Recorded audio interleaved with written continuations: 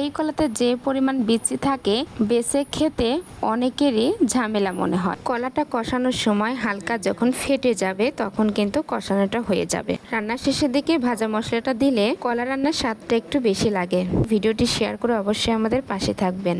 আসসালামু আলাইকুম বন্ধুরা, সবাই কেমন আছেন? আশা করছি সকলে অনেক ভালো আছেন। আলহামদুলিল্লাহ আমিও ভালো আছি। আমার বড় ভাইয়ের বাড়িতে বিচি কলার গাছ হয়েছিল, সেই গাছে বিচি কলা ধরেছিল। কলার কাঠটা অনেক বড় ছিল, কলার ভারে গাছটা ভেঙে পড়ে গেছে। সেই গাছ থেকে কলার কাঠটা কেটেছে। আর বিচি কলা দেখে মায়ের হাতের বিচি কলা রান্নার কথা মনে পড়লো। তো আমার ভাবি বড় থেকে এক ছড়ি বিচি কলা কেটে দিল। কলাগুলো সুন্দর করে পিস পিস করে কেটে নিচ্ছি, চোচাগুলো ছাড়িয়ে নিচ্ছি। আর এই কলাটা বেশি পাতলা করে কাটা যাবে না, কারণ কষানোর সময় এটা কিন্তু ভেঙে যাবে। বিচি কলা রান্নাটা খেতে যেমন স্বাদ আছে তেমন ঝামেলাও আছে, কারণ এই কলাতে যে পরিমাণ বিচি থাকে বেছে খেতে অনেকেরই ঝামেলা মনে হয়। তবে এই কলার যে বিচিগুলো আছে খাবার খাওয়ার সময় এই বিচিগুলো আমি ফেলাই না, চাবায়ে খেতেও কিন্তু অনেক ভালো লাগে। আবার এই বিচিতে প্রচুর পরিমাণে ভিটামিন আছে।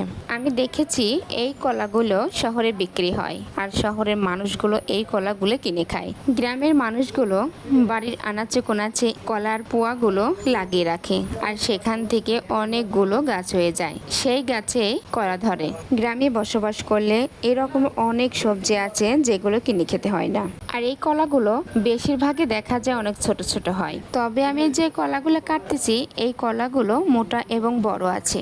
যারা এগুলো বিক্রি করে তারা কিন্তু সার বিষ সবকিছুই দেয়। আর গ্রামের বাড়িতে যারা এগুলো বাড়ির আশেপাশে গাছ লাগিয়ে খায় সেই গাছগুলোতে কিন্তু কোনো সার বিষ দেওয়া হয় না।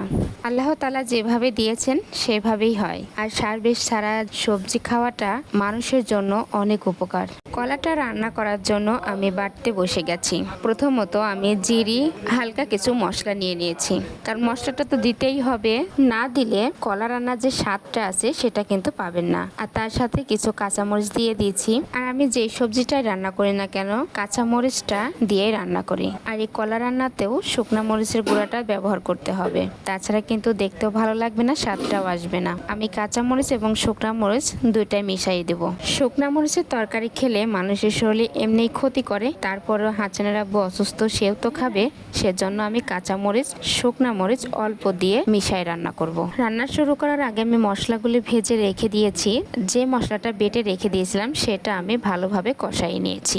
কলাটা কষানোর সময় হালকা যখন ফেটে যাবে তখন কিন্তু কষানোটা হয়ে যাবে। আমার রান্নাটাও শেষের দিকে, ভাজা মশলাটাও দিয়ে দিলাম। রান্নার শেষের দিকে ভাজা মশলাটা দিলে কলা রান্নার স্বাদটা একটু বেশি লাগে।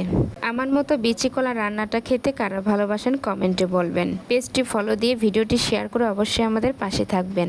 আজকের ভিডিওটা আমি এখানেই শেষ করছি। সবাই ভালো থাকবেন। আল্লাহ হাফেজ।